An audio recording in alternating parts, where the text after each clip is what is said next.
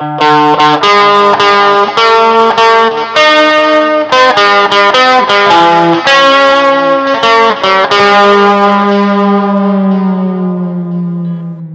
et messieurs, bonsoir. La semaine dernière, j'étais allé à la rencontre de dangereux néo-trotskistes qui fomentaient leur révolution. Pourtant, comme vous l'avez remarqué, rien ne s'est passé. Alors, simple coïncidence? Erreur de ma part sur leurs intentions? Évidemment pas. En fait, j'ai fait la découverte du site www.délation-gouv.com. C'est une très belle idée du ministère du Civisme qui vous permet de balancer des personnes s'opposant au gouvernement. Voici quelques moyens de reconnaître un de ces dangereux gauchistes. Il prend les transports en commun, a une femme trop belle pour lui, a des amis étrangers, dont des noirs, ne croit pas au plein emploi d'ici 5 ans, vit au-dessus de mes moyens, et, bien entendu, ne rit pas aux blagues de Jean-Marie Bigard. Malheureusement, il n'y a aucun champ pour remplir le nom du délateur, juste pour celui de la personne suspectée. En tout cas, les résultats ont dépassé toutes mes espérances. Monsieur Sarkozy, considérez cela comme un cadeau d'anniversaire pour vos 2 ans.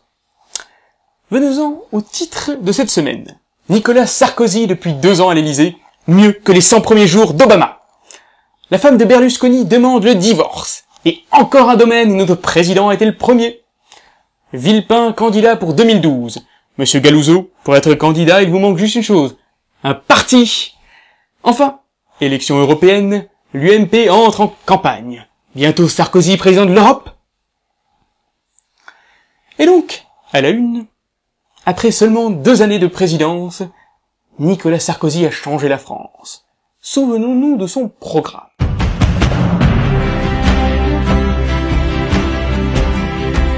Le politique qui se vexe le plus vite, c'est Nicolas Sarkozy. C'est Nicolas Sarkozy. Casse-toi là, permets-moi de te dire, Quel imbécile. vous avez assez de cette bande de racailles. On va vous en débarrasser. Qu'est-ce qu'on va foutre dans un centre opérationnel sinistre à regarder un radar? Qui a eu cette idée de demeurer? Je me fous des Bretons, je vais être au milieu de... Vous relatez une conversation que vous avez avec Nicolas Sarkozy. Sale connard, je vais te casser la gueule, moi, sale connard. C'est ce que... Pardon, ta gueule, mais quand sale connard, ta gueule.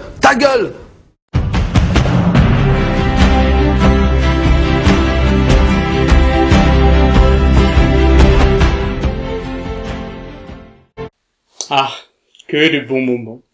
Alors pour parler du bilan de Monsieur Sarkozy, voici l'expert Jean-Luc Bernard. Bonjour Cédric. Bonjour Jean-Luc. Alors, première question.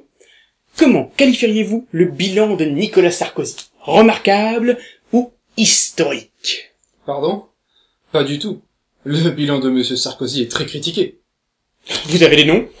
Mais enfin, beaucoup de gens. La cote de popularité de Nicolas Sarkozy est au plus bas. Les 2/3 des Français sont insatisfaits de son action tout de même.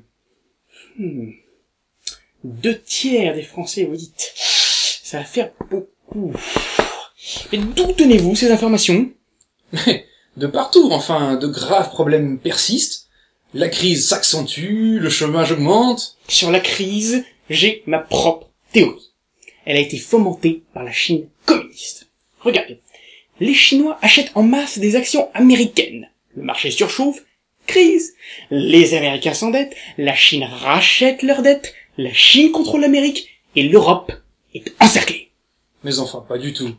La véritable raison de la crise, c'est évident, c'est l'hypercapitalisme des banques américaines qui ont donné des prêts immobiliers à tout le monde et à des taux surélevés.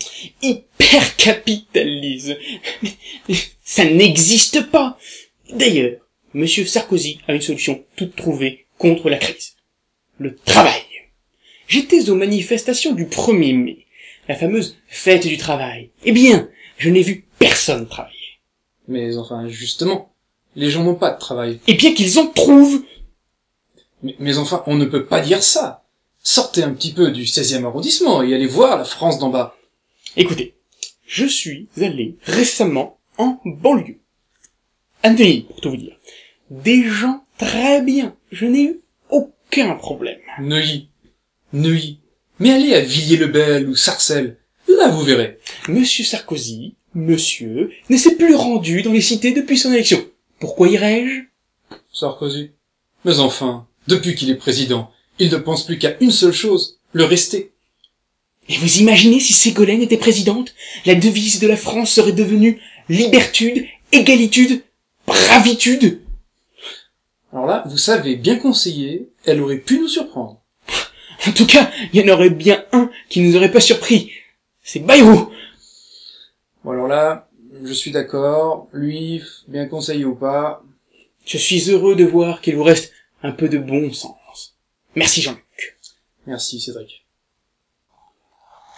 Dans le reste de l'actualité, Silvio Berlusconi et sa femme divorcent, près de 2 ans après Monsieur Sarkozy et Cecilia.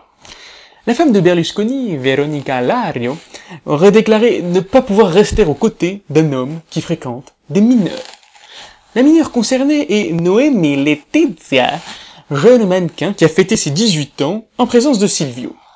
Cette dernière a pourtant réfuté tous les doutes sur leur relation en déclarant « Je ne suis pas sa fille illégitime ». Ensuite, Dominique Galuzzo de Villepin envisage de se présenter pour les élections de 2012. Et il y a même un Skyblog pour le prouver. Français, ne soyez pas dupes, Monsieur Galuzzo est un néo-trotskiste ayant infiltré la droite. J'en veux pour preuve 2 choses. La première, c'est que c'est lui qui, en 1997, avait préconisé à Jacques Chirac de dissoudre l'Assemblée nationale. Résultat, Lionel Jospin, Premier ministre. La seconde, c'est qu'il a évoqué une possible relation avec Ségolène Royal en disant « Eh bien, elle le mérite, elle était belle, et elle le reste. » C'est donc clair, Monsieur de Villepin couche avec la gauche. Monsieur de Villepin, ne savez-vous pas que si vous souhaitez poignarder quelqu'un dans le dos, mieux vaut ne pas essayer avec Nicolas Sarkozy? Enfin, élections européennes. Ces élections ont toujours eu un enjeu qui dépasse largement le cadre national. Et l'UMP est crédité de plus de 26% d'intention de vote, loin devant le PS avec 22%. Enfin, l'occasion pour l'UMP de prendre le contrôle de l'Europe tout entière. Pardon? Ça ne marche pas comme ça. L'UMP fait partie du PPE-DE, et dedans n'aurait que 19 sièges. Ah. C'est sur cette triste nouvelle que je vous dis à bientôt, et que la France soit avec vous.